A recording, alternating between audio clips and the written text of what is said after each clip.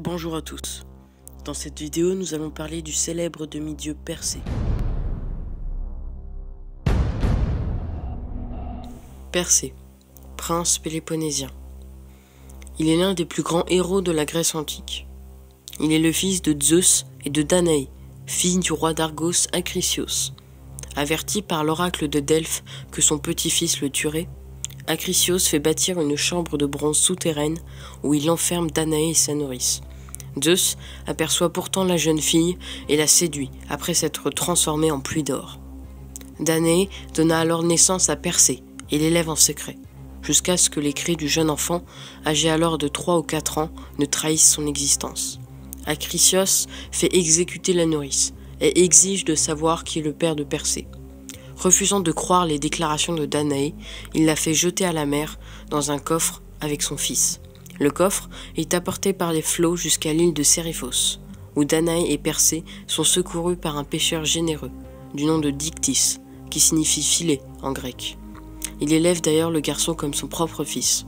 Jeune homme, Polydectès, le roi de l'île, lui confiera la mission de tuer la gorgone Méduse, dont la chevelure est faite de serpents, et dont le regard pétrifie ce qu'il touche.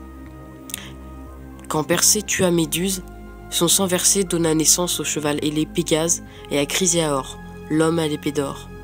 Persée, à qui Polydectès a réclamé la tête de Méduse, se retire pour se lamenter, mais Hermès lui apparaît, et après avoir appris la cause de son chagrin, le mène chez les Gréées, les horribles gardiennes de la grotte de Méduse, en compagnie d'Athéna. Sur les conseils divins, Persée vole l'unique œil et l'unique dent dont les 3 sœurs sont pourvues, et les jette dans le lac Triton, pour les empêcher de prévenir leur sœur Gorgone de son approche. Grâce aux sandales, Persée gagne les bords de la grotte où résident les Gorgones, toujours accompagné par Hermès et Athéna, qui lui recommandent de ne pas rencontrer le regard pétrifiant de Méduse.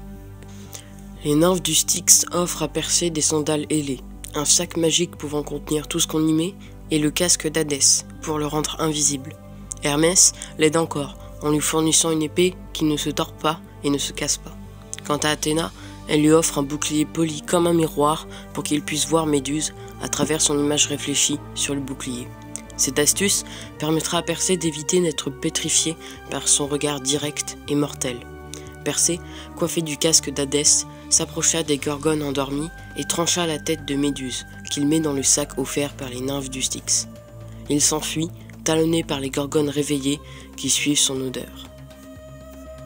Sur son chemin du retour, en Éthiopie, Persée utilise la tête de Méduse pour délivrer la belle Andromède, enchaînée à un rocher pour qu'elle soit sacrifiée au monstre marin Kraken. De retour à Séryphos, il se venge de Polydectès, qui a tenté de violer sa mère Danaé. Il le pétrifie avec la tête de Méduse. Il rejoint ensuite sa patrie, Argos, qu'Acrisios a fui par peur de l'oracle, pour se réfugier à Larissa.